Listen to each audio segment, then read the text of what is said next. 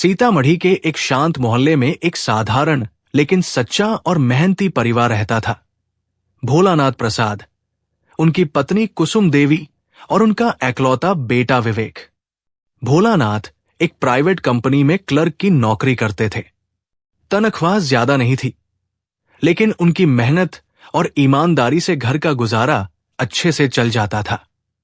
कई सालों की तपस्या और बचत के बाद उन्होंने शहर के बाहरी हिस्से में एक छोटा सा पक्का घर बनवाया था। वो घर उनके सपनों का आशियाना था। हर ईंट में उनका पसीना और उम्मीदें जुड़ी थी। कुसुम देवी एक घरेलू महिला थी। वो पूरे समर्पण से अपने पति और बेटे की देखभाल करती थी। विवेक अभी छोटा था, चुलबुला, मासूम और मां की गोद में खेलता हुआ, जैसे उनकी दुनिया का सूरज। परिवार भले ही छोटा और साधारण था, लेकिन उसमें प्यार, त्याग और विश्वास की कोई कमी नहीं थी। रात को जब तीनों एक साथ खाना खाते तो हंसी से घर गूंज उठता। भोलानाथ और कुसुम हर रात अपने बेटे विवेक के उज्जवल भविष्य की बातें करते कि एक दिन वो बड़ा अफसर बनेगा और समाज में उनका सिर ऊंचा करेगा। लेकिन जैसा कि कहते हैं, जिंदगी कब किस मोड़ पर आ जाए कोई नहीं जानता। एक दिन भोलानाथ की तबीयत अचानक बहुत बिगड़ गई। उन्हें सीने में तेज दर्द हुआ। कुसुम घबरा गई। पड़ोसियों की मदद से उन्हें अस्पताल ले जाया गया। डॉक्टरों ने बताया कि उन्हें दिल का दौरा पड़ा है। कुसुम और विवेक ने रात दिन सेवा की, लेकिन नियति को कुछ और मंजूर था। 4 दिन बाद भोलानाथ इस दुनिया को छोड़कर चले गए। कुसुम देवी का सब कुछ उजड़ गया। जिस इंसान के साथ जीवन के हर सुख दुख में साथ निभाया था, वो अब नहीं रहा। विवेक के लिए उसका पिता एक परछाई बन गया, जो अब कभी लौटकर नहीं आने वाली थी। कुसुम टूट चुकी थी, लेकिन जब उन्होंने अपने बेटे की आंखों में मासूम सवाल देखा, मां, पापा कहाँ गए, तो उन्होंने खुद को समेटा। उन्होंने ठान लिया कि अब वो खुद मां और पिता दोनों की भूमिका निभाएंगी। उनका लक्ष्य अब सिर्फ एक था, विवेक को एक अच्छा इंसान और एक काबिल बेटा बनाना। भोलानाथ के जाने के बाद कुसुम देवी के पास आमदनी का कोई जरिया नहीं बचा था। जो थोड़ी बहुत बचत थी, वो कुछ ही महीनों में खत्म हो गई। पर कुसुम ने हार नहीं मानी। उन्होंने दूसरे के घरों में झाड़ू पोंछा, बर्तन, खाना बनाना, जो भी काम मिला करना शुरू किया। सुबह से शाम तक काम और रात को अकेले कमरे में आंसुओं का समंदर।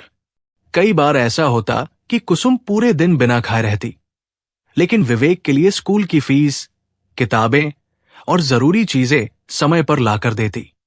जब विवेक स्कूल से कहता, मां, मेरे दोस्तों के पास नया बैग है, मुझे भी चाहिए, तो कुसुम मुस्कुराती और कहती, बेटा, मां लाएगी ना, तू चिंता मत कर।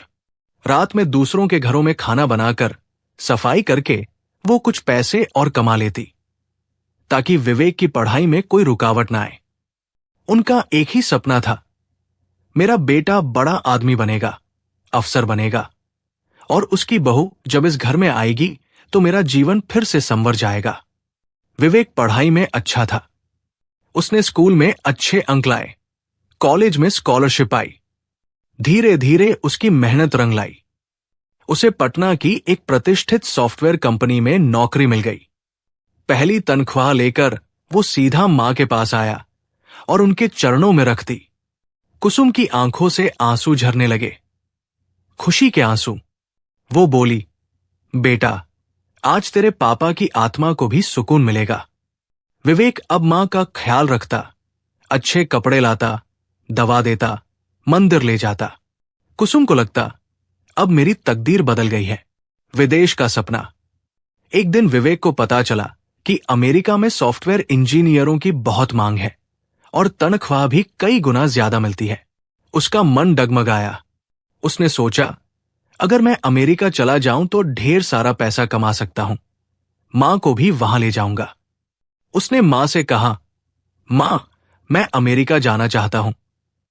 वहां बहुत अच्छा भविष्य है। बाद में तुम्हें भी वही बुला लूंगा।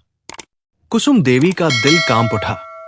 वो सोचने लगी, बुढ़ापे में कौन मेरा सहारा होगा?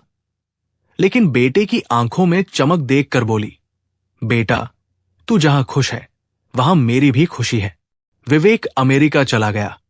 मां का इंतजार और बेटे की बेरुखी। अमेरिका में विवेक को अच्छी नौकरी मिल गई। शुरुआत में उसने मां से फोन और वीडियो कॉल से बात की। फिर धीरे धीरे उसका व्यस्त जीवन उसे निगल गया। कुसुम हर दिन फोन का इंतजार करती, शायद आज विवेक का कॉल आए। महीनों बीते, साल गुजर गए, कोई खबर नहीं। कुसुम मंदिर जाती, भगवान से बेटे की सलामती की दुआ मांगती। अंदर ही अंदर वो टूटती जा रही थी। वही अमेरिका में विवेक की जिंदगी में एक और मोड़ आया। उसे एक विदेशी लड़की जूलिया से प्यार हो गया। उन्होंने शादी कर ली, लेकिन उसने मां को इसके बारे में बताया भी नहीं। 5 साल बाद एक दिन अचानक फोन की घंटी बजी। कुसुम ने कांपते हाथों से रिसीवर उठाया। हेलो? उधर से आवाज आई, मां, मैं विवेक। कुसुम की आंखें छलक आई। बेटा, तू कहां था? मैंने हर रोज तेरा इंतजार किया। विवेक ने हंसते हुए कहा, मां, मैं ठीक हूं। मैंने शादी कर ली है। तेरी बहू बहुत प्यारी है। कुसुम का दिल टूटा। उसने सपना देखा था कि वो अपने बेटे की शादी धूमधाम से करेगी, बहू को खुद घर में लेकर आएगी। लेकिन विवेक ने सब कुछ अकेले कर लिया। कुसुम ने दुख छिपाते हुए कहा, खुश रहो बेटा, बस अब एक बार घर आ जाओ। फिर 5 साल बीते। अब कुसुम बूढ़ी हो चुकी थी। आंखों की रोशनी कम हो गई थी। शरीर थकने लगा था। एक दिन फिर फोन आया, मां, मैं 5 दिन बाद आ रहा हूं तुझे लेने। तू अमेरिका चलेगी। तेरा पोता भी है 4 साल का, तुझसे मिलने के लिए बेचैन है। कुसुम की आंखों में चमक लौट आई, लेकिन मन में एक झिझक थी। क्या मैं अपना घर, अपनी जमीन छोड़ दूं? उसने कहा, बेटा, तू यही आ जा, बहू और पोते को यही ले आ। विवेक बोला, मां, वहां ज्यादा सुविधा है, मैं तुझे मंदिर भी ले जाऊंगा। कुसुम मान गई। 5 दिन बाद विवेक आया। मां ने उसके लिए खाना बनाया, मिठाइयां रखी। जब मां बेटे को गले लगाती है तो उन्हें लगता है मेरा बेटा फिर से वही पुराना विवेक बन गया है। लेकिन फिर विवेक बोला, मां, इस घर के कागज दे दो, इसे बेच दूंगा। अमेरिका में इसकी जरूरत नहीं। कुसुम काम गई। ये घर तेरे पापा की मेहनत है बेटा। पर विवेक के कहने पर वो झुक गई। एयरपोर्ट पर विवेक ने कुसुम को एक बेंच पर बैठाया। मां, मैं टिकट और कागज लेकर आता हूं। वो इंतजार करती रही। 2 घंटे, फिर 3 घंटे। जब स्टाफ से पूछा तो जवाब मिला, विवेक नाम का व्यक्ति सुबह 10 बजे की फ्लाइट से अमेरिका जा चुका है। कुसुम चीख पड़ी, मेरा बेटा मुझे धोखा दे गया। चबूतरे की जिंदगी। पैदल ही वो पुराने मकान की ओर लौटी। वहां पहुंची तो वो मकान बिक चुका था। दरवाजा बंद था। वो बाहर बने चबूतरे पर लेट गई। नया मालिक प्रदीप अग्रवाल आया और पूछा, मां, तू यहां क्यों बैठी है? कुसुम ने जवाब दिया, ये घर मेरे पति की याद है, मैं यही रहूंगी। प्रदीप की आंखें भर आई। मां, तू अंदर चल, ये घर अब तेरा है। कुसुम रो पड़ी। अपने ने छोड़ा, पराये ने सहारा दिया। मां चली गई। कुसुम अब उस घर के एक कमरे में रहने लगी। लेकिन कुछ महीनों बाद उनकी तबीयत बिगड़ी और वह दुनिया से विदा हो गई। उधर अमेरिका में विवेक की अपनी संतान ने उसे घर से निकाल दिया। वो टूटा और भारत लौटा। जब मोहल्ले वालों से पूछा, मेरी मां कहां है, तो उत्तर मिला, वो अब इस दुनिया में नहीं रही। विवेक फुट-फुट कर रो पड़ा, मां, तूने मुझे माफ किया क्या? मैं तुझसे माफी भी नहीं मांग पाया।